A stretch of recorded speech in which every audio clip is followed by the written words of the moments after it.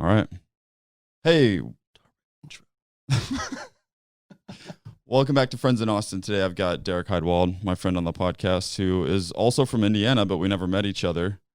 And today I think we're going to talk a little bit about how it's an Austin podcast. It's kind of around Austin people and culture. I'll interview entrepreneurs, artists, etc. And just random folks like myself. And just random folks that I'm friends with. So it's not just my friends. It's like we're your friends in Austin. So also you can watch the podcast on YouTube, yt.friendsinAustin.com. Will redirect you to the YouTube channel. Also, please do like, subscribe, and share with your friends. It's a new podcast and that helps a lot. So if you like some of the episodes, please share them. So welcome on the podcast, Derek. Thank you, Justin. It's great to be here in your home. So how's it going, man? Fantastic. COVID is still going on. I'm lucky enough to have a job that allows me to work from home, which means I get to spend a lot of time with my dogs. It also means that I have had to, at a younger age than most, figure out how to avoid alcoholism just because I spend so much time at my house with nothing else to do. But no, as far as today goes, it's fantastic. Yeah, for sure. Yeah, I mean, your house is awesome, man. You've got, you're letting some friends stay there, and they're cool people. And yeah, it's a full house. Yeah. Got your girlfriend, you got the dogs. Mm-hmm. Yeah, when we bought the house 3 years ago, it was about... Stay closer to the mic. Yeah. Oh, sorry. Yeah, sorry. Yeah. I'm gonna try to. When we bought the house 3 years ago, it was definitely a lot bigger than we needed. But we got a really good price on it. And the way that I saw it, I hate moving. Mm-hmm. I didn't ever want to move again for the foreseeable future. But I also like having my friends and family come to me, because not only does it allow me to maintain a closer connection with the people that I care about, but it also means that I don't have to go places. That's how you are. And yeah, Garrett says that too. He's like, Derek wants the party to come to him. Yeah, most of the time. I can't believe you're even here. Honestly, I thought I have to bring the podcast to you. You provided margaritas, and that's okay for today. Even though I was almost empty when you got here. Yeah, well, but no, dude, that's a you problem. Your house is a great investment, and you got it at a good time. And also, I mean, one of the pieces of advice I heard is it's better to buy a bigger house than you need, because you can't make more space out of nothing. You can not use space. Right. Right. Well, and one big thing that I noticed about Austin, when we were looking at, we weren't initially planning on buying a house when I moved here 3.5 years ago. I knew that I wanted a house, but we were planning on renting.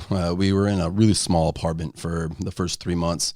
And to give this a little bit of context, my girlfriend and I, we've been dating for going on 7 years now. Well, 6.5 years about. So we'd been dating for about 2.5 years at that point before we ever lived together. And we were long distance the entire time. So I lived in Illinois working for Caterpillar, which we're going to talk about here in a little bit. And she was still in school. And then when she graduated, she moved down to Austin. I came down to Austin as well. And we shared a very small apartment for a little while. And it was okay.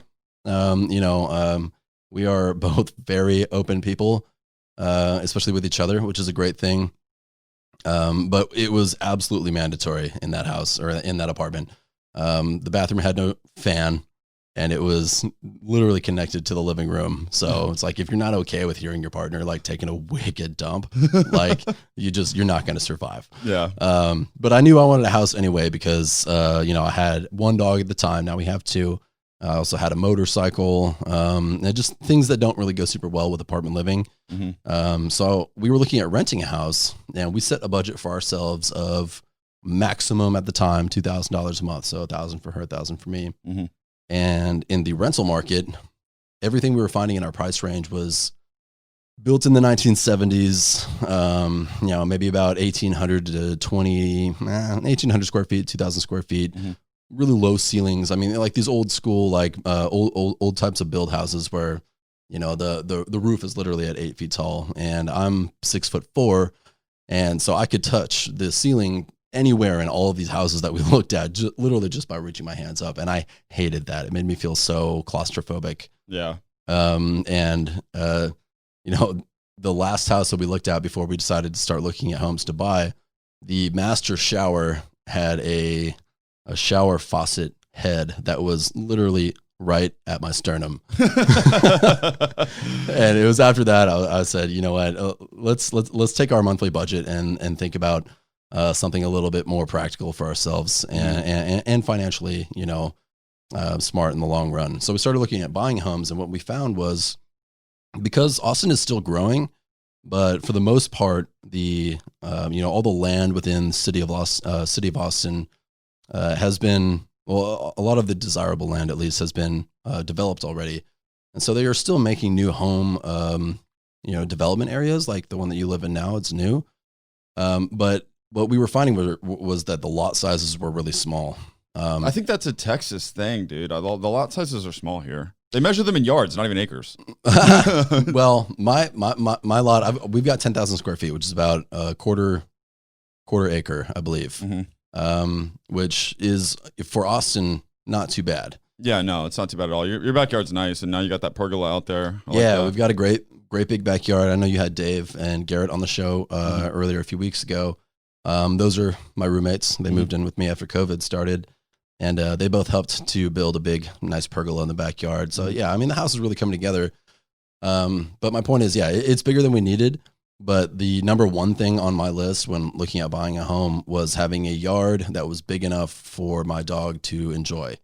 And a lot of the new development homes we were looking at, they just had really small yards, small lots. Places for you can own a dog, it can go relieve itself in the yard, but it's not going to have room to really like run. And our yard does have that, which is nice. But yeah, it was much bigger than we needed at the time. But fast forward to now, it's fantastic because we have 5 people in the house. It's myself, my girlfriend, her little brother moved in with us a year and a half ago. Kind of while he's 21 now, and he's just trying to figure out like what he's doing in life, and kind of using this as a bit of a way station. And then our friends Dave and Garrett, their lease expired. They needed somewhere to move during right when COVID kicked out. And, so it's worked out very well for all of us.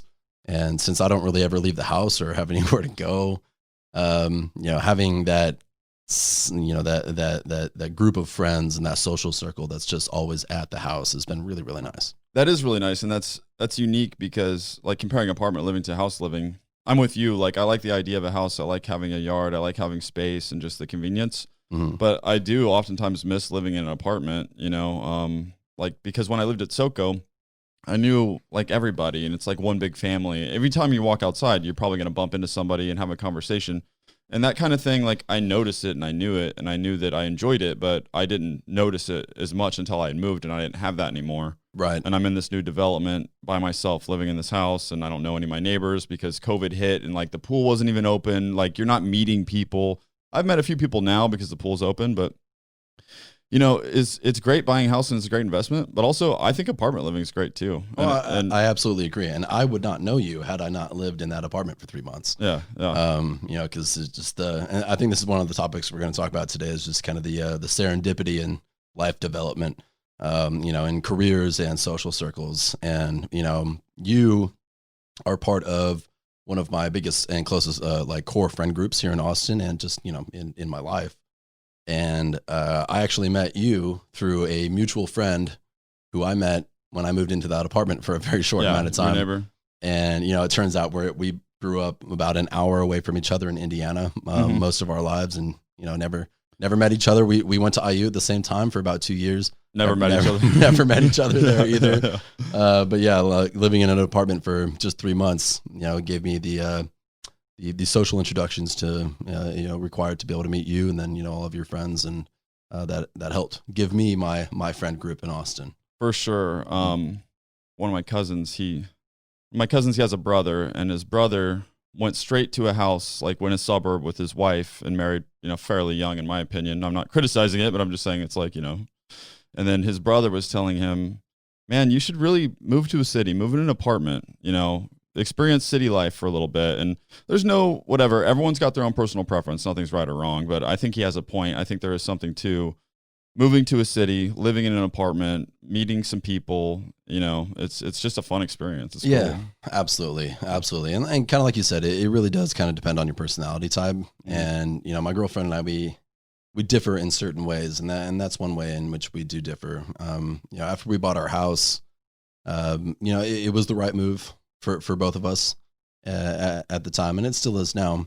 But she has experienced a lot more of the inner city living FOMO that I just don't really get, because I'm happier being a little bit more, removed from the city center and having a little bit more space. For sure. And now you've got people there too. So you've got a little bit of that apartment vibe, but in your own space. Right. And you used to come to SoCo a lot. I mean, when I lived there, and I still go there and hang out with people. So it's like, you can always go and do that stuff. Yeah, absolutely. Absolutely. And SoCo's nice because, they got that swimming pool. It's just like a Vegas party every day that it's open, pretty much. Whereas like my neighborhood has an Olympic-sized swimming pool. It's a fantastic pool for our neighborhood, and it's the most boring place in Austin. In Austin, yeah. When you go to the SoCo pool, it's about a fifth the size of my neighborhood pool, and it's just like a wild good time every single time I go. For sure, it's super lax there. Like a lot of the more expensive apartment complexes, you have to sign into the pool and you can't bring any guests. They're moderating it because of COVID and all this stuff. No one's floating a kayak in the middle of the pool. Oh, yeah. We were at the pool, sitting on the side of the pool, and someone was kayaking in the pool. Yeah. And the pool's not very big. No, it barely fit in the pool. But just like being the SoCo atmosphere, like it wasn't even weird. Hey everybody, like there's a kayak in the pool, whatever. The next week an email went out and it's like, please no kayaking in the pool. Like don't put your kayak in the pool. Whatever. it's like you need to send an email like it's gonna happen again. Like he'll just keep doing it. Just like guys, seriously, we shouldn't be sending this email. You should just know no watercraft in the swimming pool. Please, there's a lake 50 yards from here. That's right. That's where you put your boat. Yeah. God, man. I'm gonna ask you a couple of these. Do some icebreakers. All right. Let me see what we get here. This one. What's the last thing you completed on your bucket list? Oh man, I've never actually owned or maintained a bucket list for myself. Yeah, I didn't really like that question. Yeah. What was your favorite subject in school? Ooh, that's a good question. All right, so I guess my answer is different from high school and college school experience, but I'll respond from a college standpoint. When I started college, I was an entrepreneurship major at the Kelley School of Business at Indiana University. And I chose entrepreneurship because I didn't really know what I wanted to do with my life. So that pointed to business because it's pretty general. And even within the business world, I didn't know what I wanted to do within business. So I did entrepreneurship because it's literally the vaguest thing I could possibly think of and still major in. But to keep things interesting, I also had a physics minor. And for the first 2 years of my college experience, I took physics courses. And the second physics class that I took at IU was taught by a professor named Harold Ogren, I believe was his name. And he actually worked on the CERN project for the Large Hadron Collider in Switzerland. Oh, cool. And one of our classes that we had, he was actually at CERN and teleconferenced in, and we still all came and sat in the classroom, and then he gave us a walkthrough tour of the Large Hadron Collider. And that was probably my favorite college class experience. That's cool. I didn't have any class experiences that cool. Well, after that class was finished, that's when I got into year 3 of physics, where it became much more like theoretical math-based calculus physics. And that's when I dropped my physics minor. That's funny. In what way do you feel your childhood was happier than other people's? Good question. So I had, I don't know if there's a such thing as a normal childhood. But my parents split when I was about 4 or 5 years old. And for a number of years, my dad owned a farm in a small town called Benton, Kansas, which is just outside of Wichita, Kansas. And he's not a farmer. He's a doctor. So he just owned the land. And that means that every summer that I got to spend with my dad out in Kansas, he was working pretty frequently and away from the home, but I was home with myself and my sister and sometimes my stepmom at the time. And we just had a ton of animals and no supervision. Just a petting zoo. Yeah, pretty much. A petting zoo where you also get to go shoot a bow and arrow. and you're 10 years old and no one is there to tell you what to not shoot at. So, my dad bought me this bow and arrow, and he would go off to work. He'd be gone for about 14 hours at a time. And the one rule was, do not shoot this directly into the air. And which obviously that's a rule. And of course, obviously it's the first rule I broke as soon as he left for his first shift. I would just shoot this bow and arrow straight into the air and just like run around giggling and watch it fall. And, at the time I thought it was really funny, but it's one of those memories that I look back on at this age, and I just think, God, how am I still alive? Just like one of 1,000 reasons why I shouldn't still be living at this age. But hey, that's how it works sometimes. Yeah, that's funny. So do you want to get into? So I think the plan was, we talk a little bit about how we got to Austin, and then we'll talk about maybe our career paths a little bit, and then I don't know, close it out. Yeah, that sounds good. I think something that's kind of interesting to talk about is how people get into the careers that they're in, because the career the job that I'm working right now is not one that I ever could have anticipated or predicted or even hoped for in high school. It's not even something that I knew existed really in high school. And when I started out in college, my first year I lived in the dorms. I had a few dozen friends or acquaintances at least, and each one of them had an idea of what they wanted to do with their life or with their career. What dorm did you live in at IU? I was in Teeter, Boysen, floor number 2. Wasn't Teeter the boring one? Yes. I was in Briscoe, Briscoe. Yeah, Briscoe was the fun one. Yeah, it's the day that I pulled up to the campus, some girl was shaking her ass through the window on like the 10th floor. No, I lived on an academic floor in Teeter, which means that we had a budget for a trip though, which was pretty cool. Oh, so cool. we took a trip to Washington D.C. while I was in the dorms, and so yeah, it was boring to a certain extent, but we did have a fair number of LAN parties, and we played a lot of Halo. So I personally enjoyed myself. Yeah.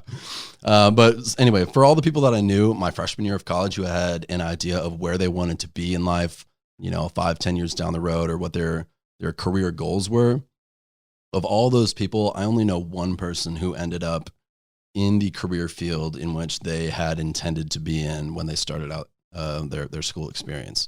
Yeah, people change a lot. It's really hard. I think it's one of the hardest things of our generation is we have too many choices, and people criticize millennials and all that shit, and I get some of it, but there's just so many different things you could do. People get paralyzed. It's like, what do you do? Well, absolutely. I mean, if you were born in southern Indiana, let's say 150 or 200 years ago, your career options were grow corn, or you could be a dairy farmer. You could maybe milk some cows. Yeah. You could maybe, if you're born Amish, maybe you're gonna like build some barns or like make some pies. But like that's pretty much the extent of your options. And now it's like you're born in southern Indiana, you're raised your whole life people telling you can do whatever you want.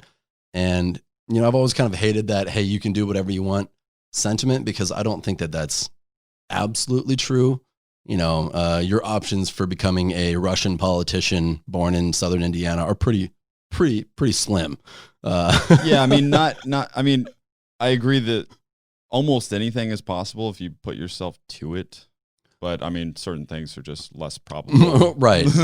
But the point is, our actual ability to shift into whatever career path we want to is much greater now in this day and age. Not just because we have a greater capability of travel and have a more global business infrastructure, but also because we grow up knowing about different options that we wouldn't have even known existed a long time ago. And it's hard to attach any meaning to anything either. It's like you have all these options, but I mean, you just grow up in a society where there's an economy and there's schools. You go to school, they start teaching you. They start saying, okay, you need to go to college. All right, you need to get a job. Right. Okay, well, like, do I even want to do any of this? Not that I'm saying people should be lazy, unproductive members of society, but it's just kind of like there's a lot of assumptions being made, and a lot of it. And one of my things about school is it doesn't present like a good purpose. Like give me a good purpose, and then we can go about like all right, now I know why I'm doing this, and I'll pick a certain thing, as opposed to just like, no, you just go to school, you go to college, you get a job, you'll be fine. That's why no one's depressed. And that is kind of how good. it's presented to you, though. Yeah. You know, growing up, it's like, hey, all right, what do you like to do? Okay, actually, forget that. Here's some things that you can do. Mm-hmm. You know, you can be a doctor, you can be a fireman, you can be an astronaut. Mm-hmm. But no one ever says, you know, when you're 10 years old, hey, are you interested in being a statistician? Or like, what are your opinions on supply chain management? Like, no one ever talks about that. And honestly, you know, I work in the supply chain field now, and I'm not ashamed to admit I had no idea what supply chain management even meant until I got to college. It's just not something, it's a huge part of all of our lives, and it's not something that no anyone ever 5-year-old talks is like, about. I want to grow up to be a supply chain manager. No, nobody. And, you know, it's too bad for them because supply chain is so cool. Yeah. I say that like 80% seriously. What do you like about it? So what I like about what I currently do, and, you know, just to fast forward a little bit and give it a little bit of context, right now in my job, I work for AMD, which is Advanced Micro Devices. It's a semiconductor manufacturing company. For those of you who are not familiar with AMD, I always hate that I have to do this, but this is the best way to get people to understand what I do. If you know what Intel is, Yeah. AMD is Intel's biggest competitor for the CPU market. And you guys just recently have a chip that's better than Intel's, right? Oh yeah, yeah. For the first time, AMD is ahead of you know, the technology curve compared to Intel. We are producing the world's first 7-nanometer CPU and GPU platforms. And so what I do is I manage basically the demand planning and a fair amount of the supply chain planning for a handful of our products, from wafer procurement, which is kind of how we receive CPUs or silicone in its, you know, rawest form, you know, that we deal with, all the way to deciding which one of our customers gets how much, and you know, all that kind of stuff. There's a ton involved in this job that I'm not going to get into, but you know, so what I like about my job, though, you know, at a base level, which is what you asked, it's puzzles. It's nonstop puzzles. You know, I grew up hating math. I think like a lot of kids probably do. And, you know, whether it's a failure of our education system or just, I don't know, or just that math just isn't interesting to most people. I'm not really sure. I think it's probably case dependent, but I grew up hating math because I hate looking at numbers for the sake of numbers. Like, I don't like Sudoku puzzles at all, but I love crossword puzzles. At their core, they're pretty much the same thing. It's puzzles trying to figure out how to fit a solution into a certain space that also fits other solutions. And at a base level, that's essentially what I do. I solve puzzles every day for a living. That's cool. And I like it. Yeah. So how did you go from, so entrepreneurship, and then did you change your mind, or did you finish out that major? Good question. So this is one of the reasons why I thought this would be kind of a fun conversation topic to have. So like I said, I graduated from high school. I had no idea what I wanted to do. So I chose the entrepreneurship major, my physics minor. And I was an entrepreneurship major all the way up through the end of the first semester of my junior year. And at the end of that semester, I applied for a few summer internships for the following summer. And I got an offer from Caterpillar, which is, you know, a construction manufacturing company, to be a summer intern in their logistics program. And I remember very, very vividly, the guy called me. It was like December 23rd or something. You know, the semester was over. I was actually going to study abroad for the next semester. I was packing my bags, getting ready to leave. Like, I needed to lock down an internship because I was not going to be doing interviews overseas. So I get this call from the Caterpillar recruiter, and he says, "Hey, you know, Derek, we're really excited to extend to you this offer for this internship. But I have to ask, what do you plan on bringing to Caterpillar with an entrepreneurship major. And, I pride myself on generally being pretty like quick on my feet with stuff like that. And I drew a blank, like a huge blank. And there's probably 5 to 10 seconds of just dead air on the phone. And I said, you know what? You must have my old resume. Let me send you my new one. Oh, nice. So I hung up the phone. I pulled up my resume on my laptop. I deleted entrepreneurship and I typed in supply chain management, sent that to him, and then called my guidance counselor at IU. And I said, hey, I am changing my major, adjust my class schedule for the next year and a half accordingly. And smart move. And maybe that guy, yeah, maybe that guy kind of was saying like, hey, like you should just change your major. Like, we could probably use you, but change your major. So I don't think that it was like a mandatory kind of request, but it was definitely implied. Yeah. But supply chain management isn't something that I would have thought about majoring in had I not kind of just found myself in that role.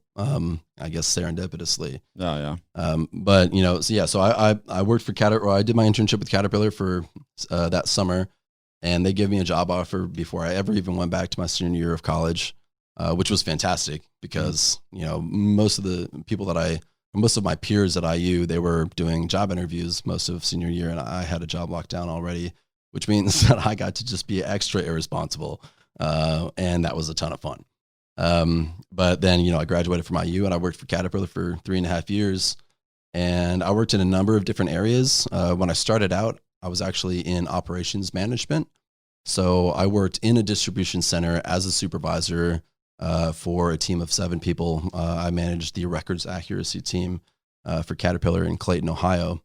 And then I moved to Peoria and I got more into, the supply chain logistics side.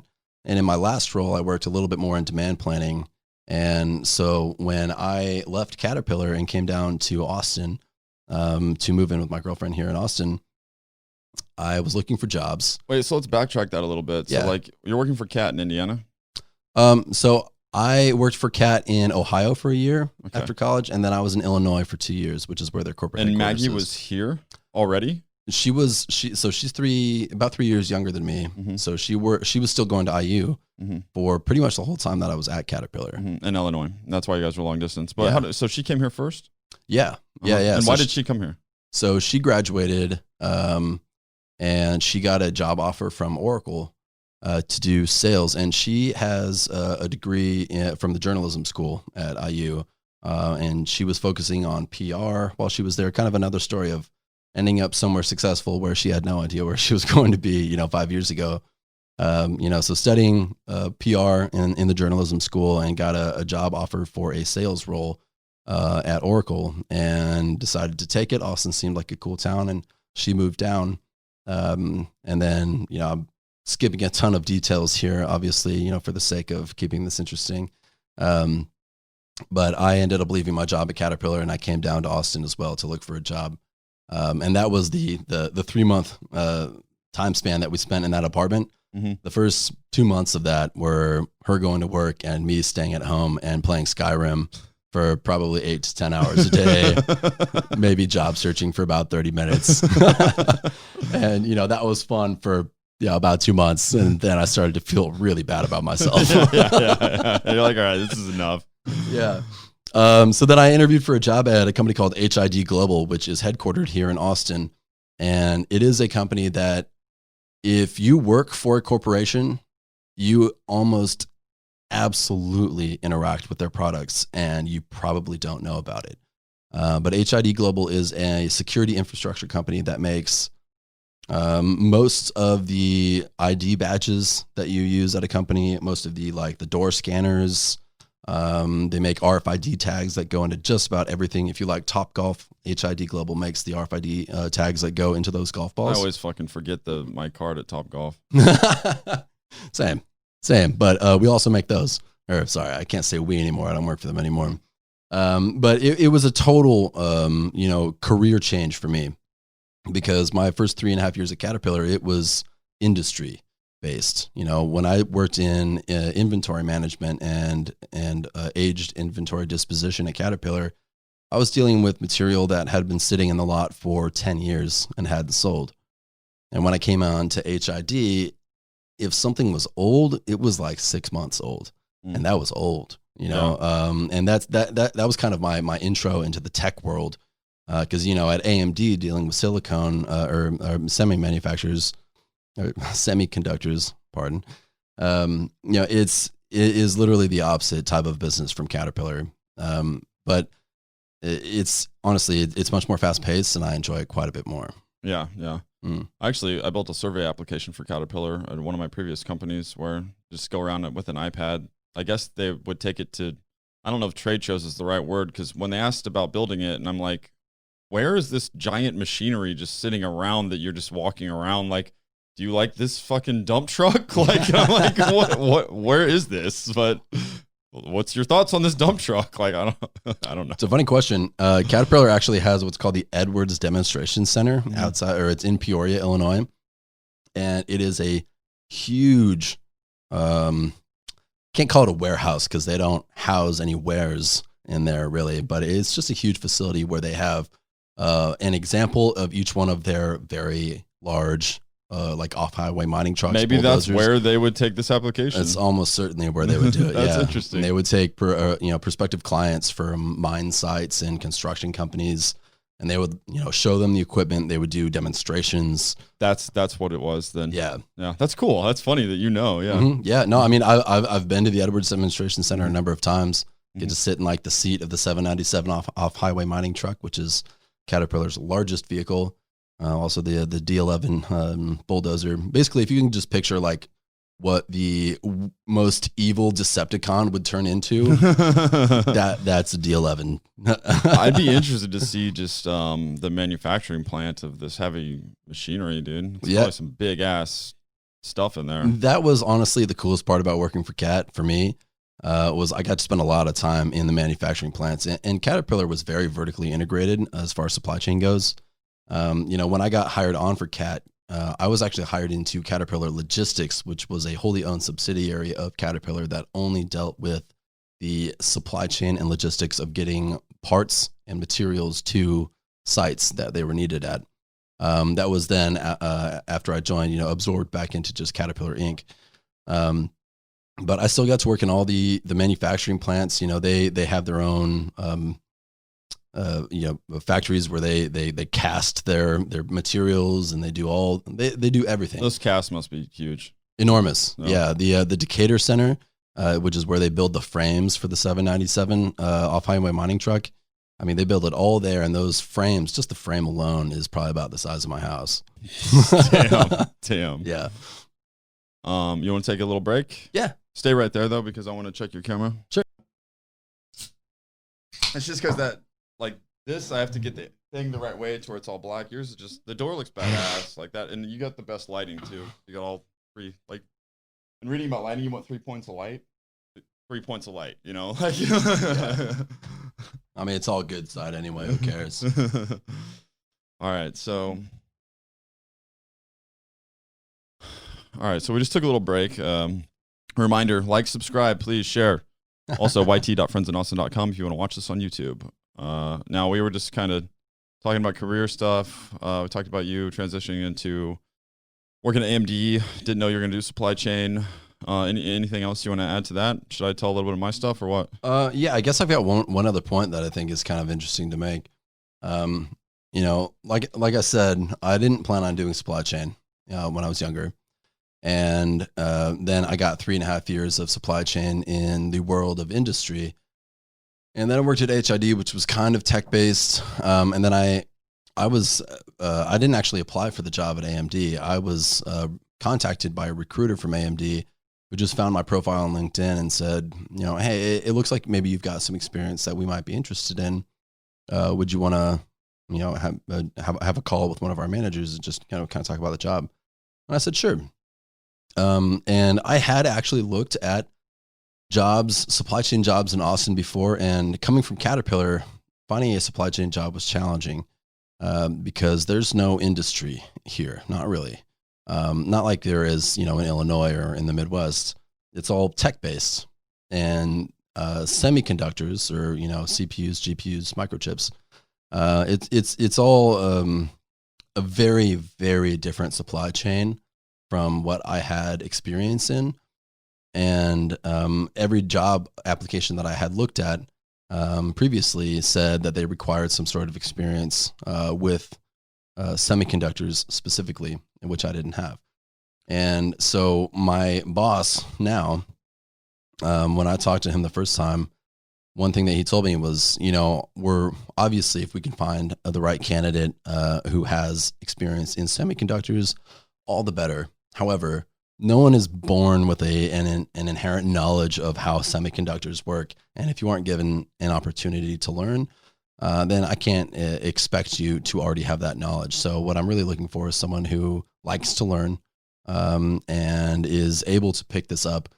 And honestly, if I hadn't had that level of understanding, I don't think I ever would have been able to transition into this job, because the first 3 months of my job at AMD was pretty much an accelerated college course on what the heck are semiconductors, how are they built, what's the supply chain behind that look like, and then I finally started getting into learning how to do the job. And everyone says that there's at least about a 6-month grace period with any new job where you're trying to learn the company, the nuances of their business. It's a ramp up. Yeah, absolutely. But the learning curve for semiconductors, for someone without prior experience, I think I can objectively say is much steeper. And I had a lot to learn. And, I was lucky enough to find a manager who is understanding of that fact and was patient with me while I learned. And now that I have and I can give back, things are going exceptionally well. Mm-hmm. Were you guys affected with your supply chain in regards to COVID at all? Absolutely. Yeah. In a huge way.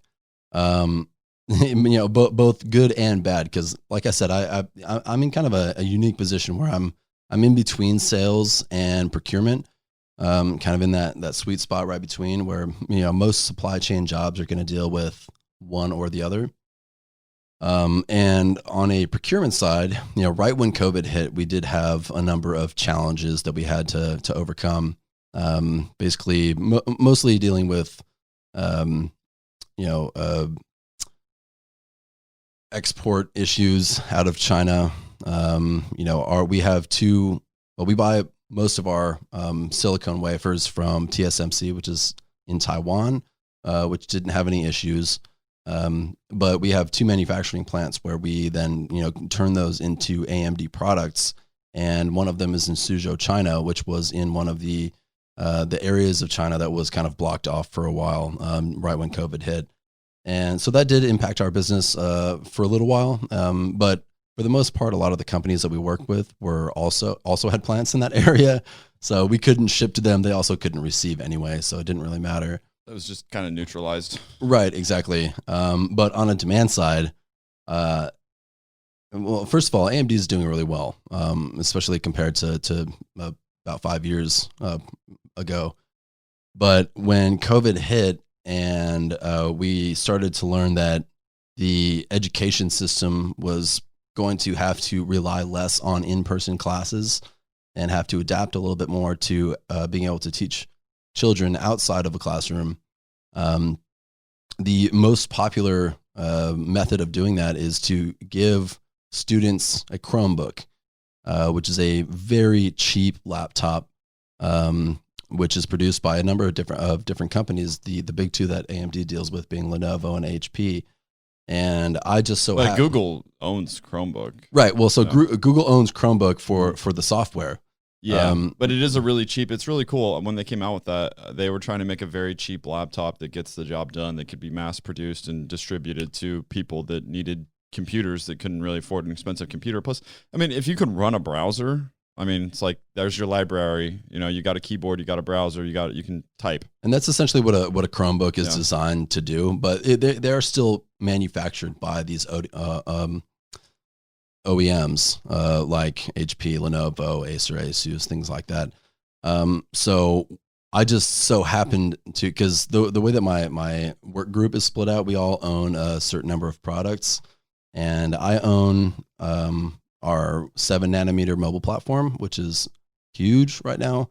But I also own our 27 nanometer 2-core mobile platform, Stony Ridge, which is a 6 or 7 year old architecture. Silicon architecture is very old as far as tech goes, or this type of tech, which we were planning on end of lifing this year. But it also just so happens to be the chip that most of these Chromebooks use for AMD tech. So we went from anticipating doing about 500,000 to 800,000 units per quarter on Stony in 2021 to receiving about 7 million units worth of orders in Q2 and another 7 million units of orders in Q3 on a product that we just we're planning on not selling anymore. So we had to ramp up production again. We had to buy more wafers. We had to figure out how to solve this enormous supply deficit because of COVID. So the business is fantastic, but it has definitely provided us with a lot of challenges we've had to overcome. Yeah. Mm-hmm. Is Apple going to use the new AMD chip? Do you know? No comment. Yeah, because I heard that they kind of missed, they released a computer, and I'm thinking maybe it was the Mac Pro, and then it came out right before they could get the AMDs. I heard something about that. So Apple uses AMD GPUs, I'm pretty sure. I work in the client business unit for AMD, which I do not deal with the graphics side. I just do CPUs. But AMD tech has been, introduced into, yes, Apple buys a lot of AMD products, but also Sony PlayStations and the new Microsoft Xbox. I was going to ask you, is the new Xbox going to have it?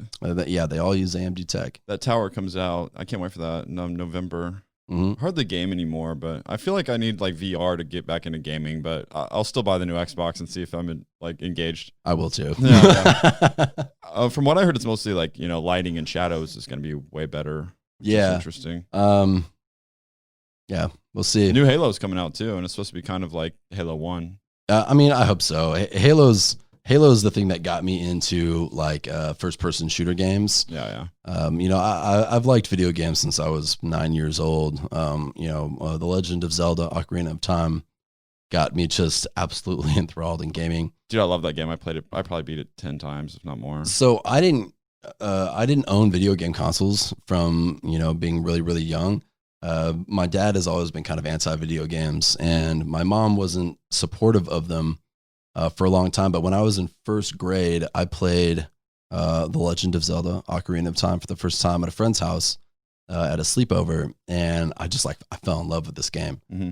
And I went home and I told my mom, I was like, Mom, I need Ocarina of Time. I need it. And she said, no.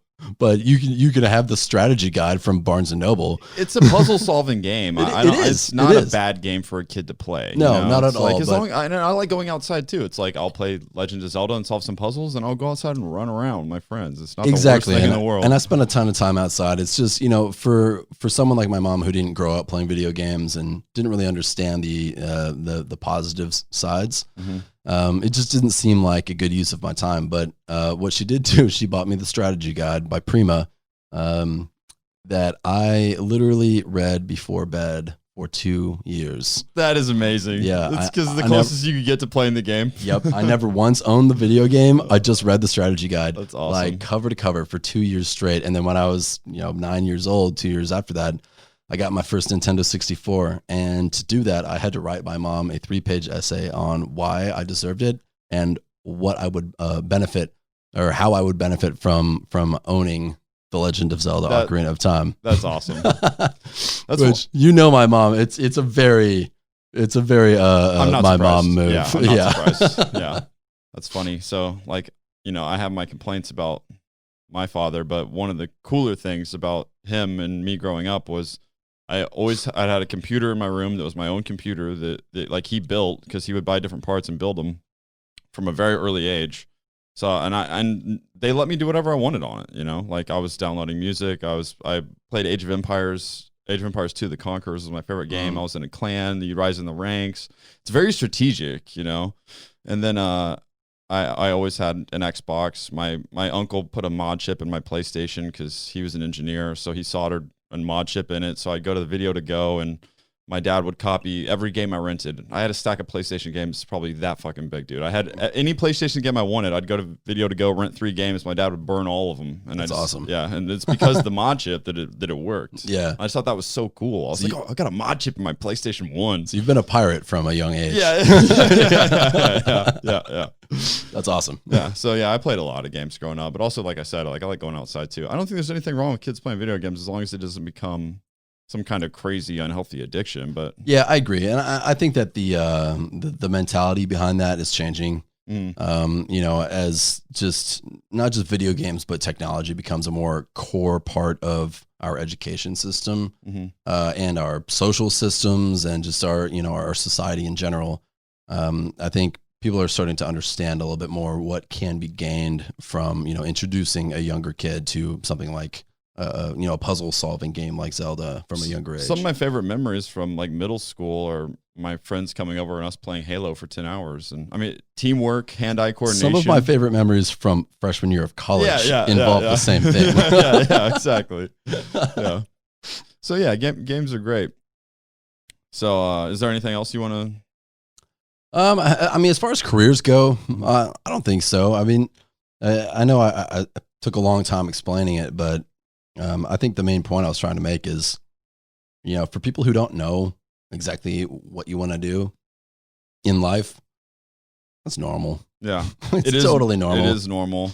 I almost feel like you should just pick something, and I've said this before, but I feel like you should just get on the BLS.gov, Bureau of Labor Statistics, and I was at one time in my life kind of opposed to this line of thinking where it's like, just pick the thing that is in most demand that pays the best, because I was very much about like, no, people should follow their passions. People should do what they want to do. Don't worry about money. But my thinking now is, if you pick something that pays well, you have that option. You have that tool. You can make money.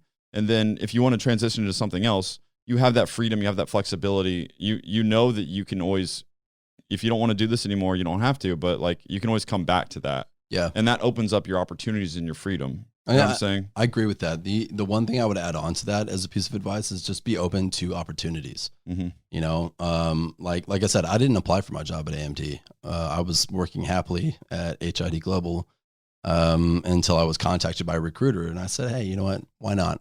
I'll have this conversation and just see how it goes. And I love where I'm at right now. It's not something I could have ever predicted, and not something that would have ever happened had I not at least just been open to the idea of having a conversation with a recruiter about a potential job. Yeah. I suppose I can tell a bit of my story. Yeah. Okay. Yeah. I mean, I feel like we've spent a lot of time talking about me, but I mean, you've had a pretty unpredictable career path as well.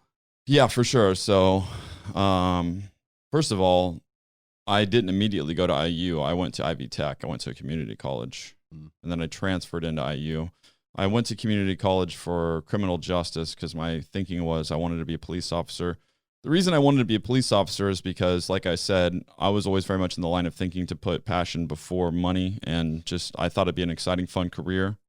And I have nothing against it. It can be an exciting and fun career. But as I dug further into it and took classes and talked to police officers and went on ride-alongs, I saw, and I'm not criticizing police. It's great what they do, and they're needed, But like I just saw that a lot of it was domestic disputes and stuff like that. And you can rise up the ranks, and that's fine. You got to start as a beat cop, and you got to answer these domestic calls and do a lot of what cops would say is, the rookie stuff or whatever. But some people are career beat cops, and nothing wrong with that. Thank God for them. Yeah. But I just kind of, after looking into it more, I decided maybe that's not what I wanted to do. So I think I switched to business because I was like, okay, well, I'll just switch to business like many people do because it's very general and it's like, well, at least you can get some kind of job. Yeah. Then I kind of started watching entrepreneurship podcasts, and this particular show, This Week in Startups with Jason Calacanis. His podcast is still going, really good podcast. he has an episode every week at least on interviewing founders of startups, and he's an angel investor, early investor in Uber and all this stuff. Just a lot of really great information. And that's another thing I like about podcasts, because it's like you can see like this guy that, you know, he's successful and he's been doing these things, and just really raw. It's like you can just peek into the lives of these people. And it's like, I would never have that contact. And not that I know him personally, but it almost makes you feel like you do, you know? And just a lot of good advice and information. And then I started learning about the whole world of Silicon Valley and tech and how much money people can make. And I thought it was very appealing. Like the fact that you can write software. I was talking to someone else about this the other day. They were originally going to school for mechanical engineering, but they were very interested in entrepreneurship. But what they found was, to be an entrepreneur as a mechanical engineer, you're building things that cost a lot of money. It's kind of like brick and mortar versus software. Yeah. The appeal of software is that, like, if you know how to write code, I mean, Facebook didn't have to buy hundreds of thousands of dollars worth of machine parts to build Facebook. They just needed to have a bunch of people writing code. Eventually their infrastructure got expensive because the more users you have, you need servers, blah, blah, blah. But like your cost to start is basically nothing, you know? So I thought that was very appealing. I was talking to this guy that he tutored finite math, and finite math M118 at IU. You probably took it, right?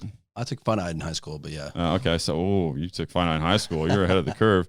But that was like at the Kelley School of Business at IU, which Kelley is one of the top 10 business schools in the United States, isn't it? I believe it's ranked number 13 last time I checked. Okay, so yeah. it's a pretty prestigious, well-known business school. Like I use a music school, ironically, and a business school. The Jacob School of Music at IU is ranked number 2, just behind Juilliard. Yeah, so that's why IU, Bloomington, beautiful campus. You should look it up, Google some pictures.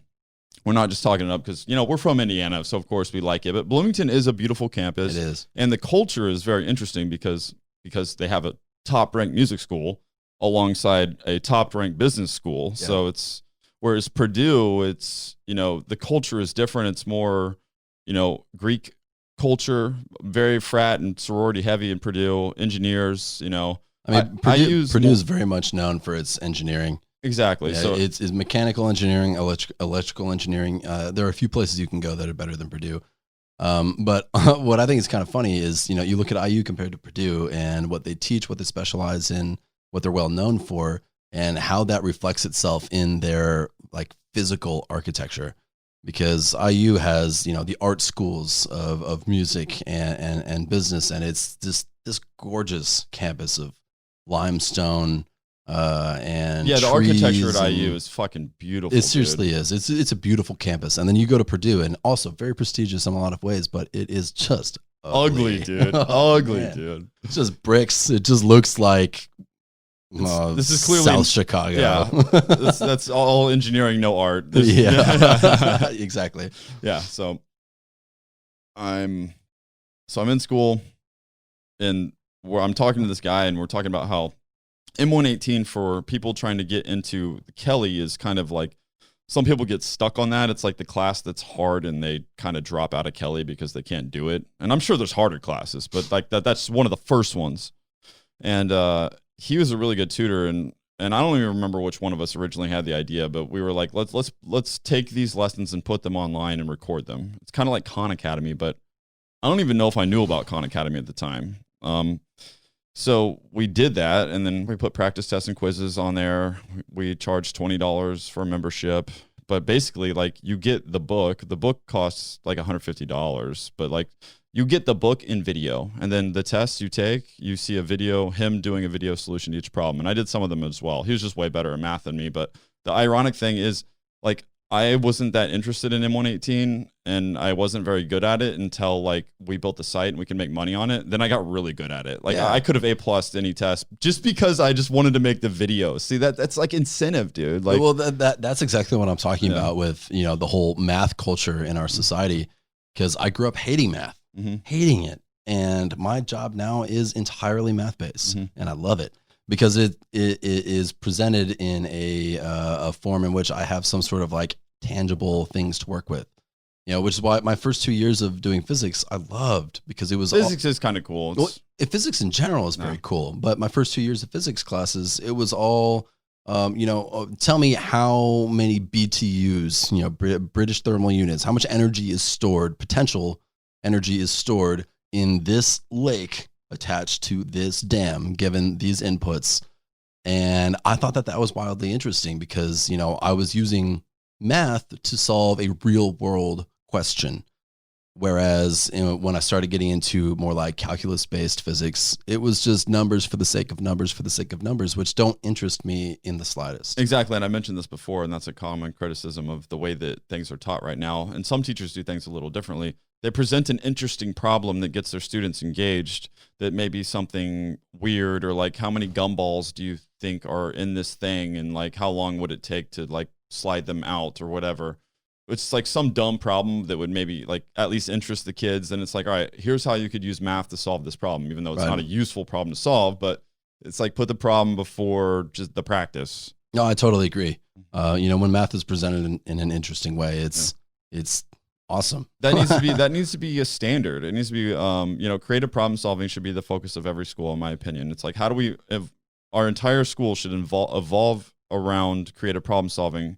So everything that we're doing is getting people to think critically and solve a problem, and then they can use their formulas and these other things to solve that problem. I agree. And, one thing that I think is kind of a half-assed solution that's very common is you see these, like, especially in early math classes, there's always this like, Pete went to the grocery store and bought 67 watermelons. Yeah. Like, first of all, what the fuck? Pete, you fucking psychopath. But also, they're trying to put some context behind the math to help kids visualize it. But as you get older and get into like, middle school, high school, and you start doing algebra, geometry, calculus, if you get that far in high school, and people, you kind of drop that and it becomes just numbers based. But I think if we were to be able to present these subjects in a way that isn't just Pete's buying 67 watermelons, but more like you are buying, you own a car dealership and you are thinking about buying X number of vehicles that you can get at whatever margin. Like, that is a real world mathematical problem with a solution you can find that could potentially either, well, first of all, generate some a better understanding of the math behind it, and the business world, right? But also generate some interest in a potential career path for yourself. Yeah. Agreed. It's better than Pete buying 67 watermelons. Yeah, who fucking cares about Pete? And his weird obsession with watermelons. Petey Pablo. I might cut that. Yeah, I mean, whatever Pete's doing with those watermelons, he's not eating them, that's for sure. No, it's soaking them. It's probably fucking them. We're getting close to an hour, so I'll kind of speed my story up here. All right.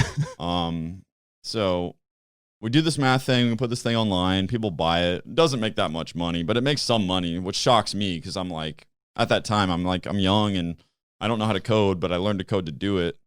And it was primitive. Like, obviously I wasn't good, but it was a start. I was able to actually make the test. And like, I was so happy when I could show like an A through an F, like after they took the test, and like having like in red X next to the ones they got wrong. It's like, I thought that was so cool. Yeah. And, so I got some basic programming skills from doing that. And then, I got a taste of like, we built a website, we put some stuff up there, people started paying for it. And then that really, like, I couldn't get over that. So I was like, I have to do stuff like this. Yeah. And it took me a long time to do anything else like that again, because what happened was I was tweeting about programming and tweeting about running a lot. I dropped out of school. My mom totally disagreed with this, but I dropped out of school. I moved back home. I started a driving service where we would drive people and their car home. So like, we would take Safe Ride. No, this was called Sober Ride, and I have t-shirts and I have a logo and shit. But like, so I was probably like early 20s. I dropped out of college. I came home. I was like, how can I make some money? And I was still kind of doing programming on the side. And I was like, okay, well, one thing about driving is like, you could drive there, but then if you get a ride home, you have to come back and get your car the next day. And I think services like this exist right now, but like, I never heard of one. So I would take somebody. I had like 3 people working for me. we had 2 cars. We'd go around, 2 people in each car, and like someone would call and we'd go pick them up, and I would drive their car, and then the guy would follow me, and then we would drop them off at home, and then we would drive off together. That's why you need 2 people.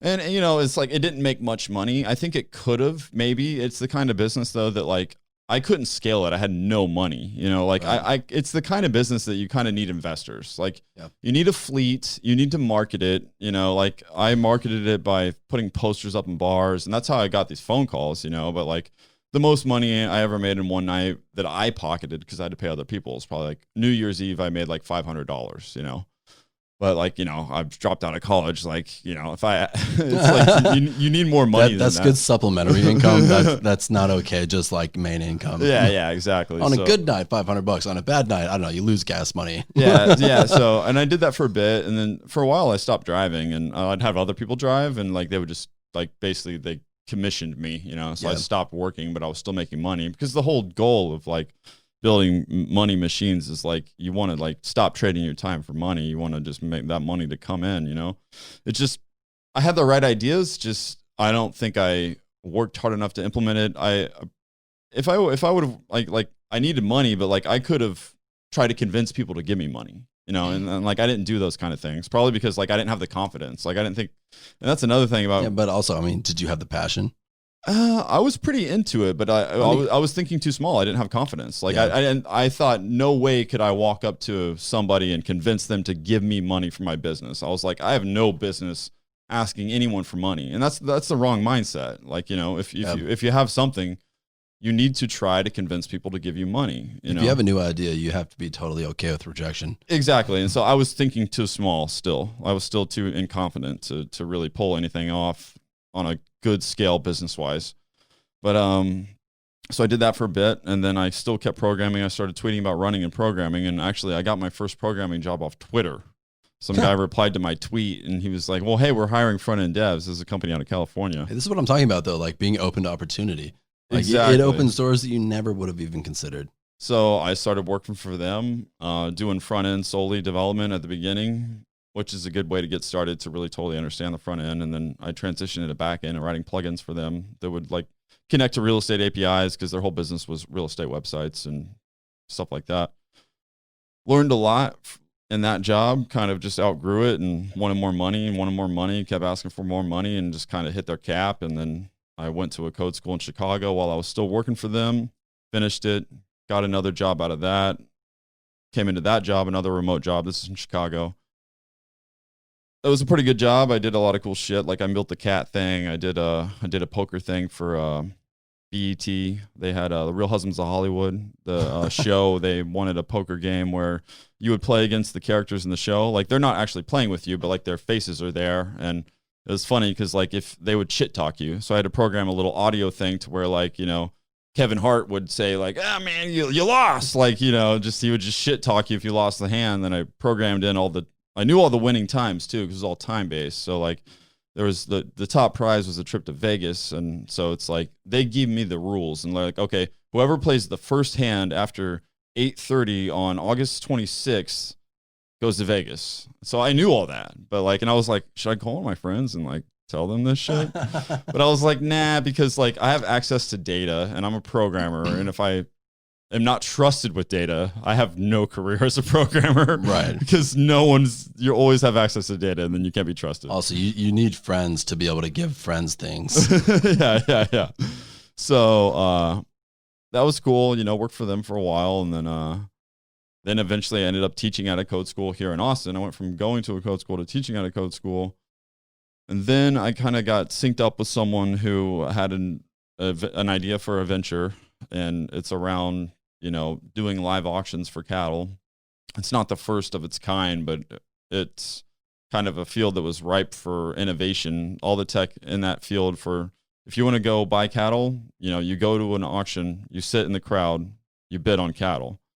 But people do have it to where you can bid online, where you're competing with the people that are bidding at the auction. But the tech that existed in the competitors, there was like super old school. They're using Flash and like, Safari and stuff. And Apple's now like saying like, you have to install Flash. Like it doesn't come out of the box. So it's like the videos that they had wouldn't even show up. So I built this application that will live stream those auctions and people can bid online and it's all real time and the asking price goes up and if someone bids, blah, blah, blah. And then the auction, then they sell the lot and it changes it. And well, that's become kind of a side project for you now, but was your main source of income for a while. It was. And I also feel like that is just like a prime example of something that turned out to be a pretty lucrative, venture for you for a while. And absolutely by no means anything you could have ever thought you would be doing 10 years ago. Absolutely not. Absolutely not. Cattle industry. Yeah. Right. So yeah, my main income now is my full-time job, but that is a good supplement to it. Yeah. And then I am, of course, trying to, since I've always been obsessed with entrepreneurship, I'm doing the podcast, of course, but I don't have any high expectations of that making any considerable amount of money in the near future or the long future, but it's just more of a fun thing to do that hopefully maybe generates some money eventually and also networks me more into the Austin scene with people, founders, etc. So like next week, I'm having the founder of Hometown Hero. It's a vape shop. They're in 3,000 stores. Come on. I'm really excited about that. Yeah. I'm familiar with their product. Yeah. Now they're getting more into CBD, but I have something else that I'm starting on right now that's like a SaaS product I have more experience now and it's very practical. I know it's within my skill set. I know how much money it would take to scale it. It's not much. And I think there's a market for it. So out of anything that I've ever worked on, I think that this has the most potential. I'm not going to say what it is yet, but I hope to launch it like in 3-4 months, initial launch and see how it goes. But I'm excited about that. But that's kind of where I am, it's great to work for other people and you learn a shitload and all that stuff. But for me, in the long run, I want money to be generated without me trading my time. That's the end game. I mean, that would be fantastic. That's the end game. But I mean, I think, your career path and my career path are vastly different, but they have a very common denominator of we have both ended up in a pretty stable and successful place where we never could have predicted we would be, when we first started trying to get into the working world. Absolutely. And that's a great thing about life too. I mean, you don't know where you're going to go. And it's like, thought I was going to be a police officer. I'm not doing anything remotely close to that right now. And that's fine, and who knows in 10 years what the fuck will be going on. Right. You probably still won't be a cop, but you'll be something else. And see, that's why when I said like, it is important to pick a skill and a degree path. Don't think too much. This is just my opinion. I could be wrong. But my opinion now is that pick something that pays well, that has high demand, because you can, once you have that option, you can transition into other things. You can stop doing that. You can always go back to that. Maybe you hate it, but like you'll always have a way to make money. The one thing that I would add to that is, keep the money part in mind, obviously, but pick something that you're passionate about and not a specific job that you're passionate about, but try to think of the root cause or the root influence of your interest in something. Like for you, solving puzzles. Right, exactly. Like I never could have predicted that I would enjoy working in semiconductors in high school because I didn't know what semiconductors really were in high school. However, I've always loved puzzles. And I recognized pretty quickly after, starting my job at AMD that is basically what I do. It's puzzles.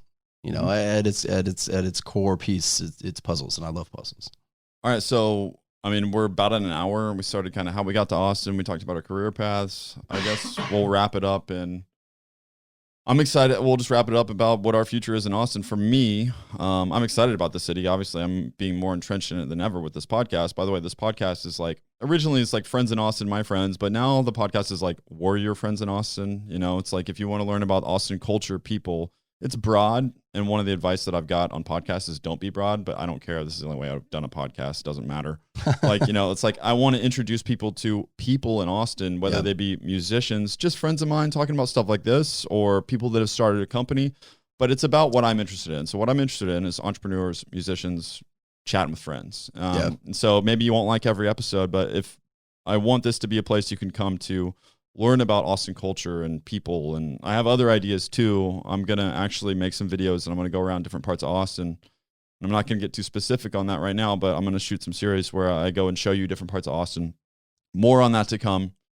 But I guess what I'm saying here was we're transitioning into like my plans in Austin. I plan to stay here, and I like this city a lot, and I'm glad to be here.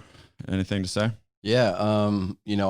I ended up in Austin, very serendipitously, I suppose, because my girlfriend Maggie took a job here, and I moved down. I moved down here without a job. I left Caterpillar and found one while I was here, and ended up in a career path that I couldn't have expected. I love where I'm at. Honestly, Austin's an amazing town.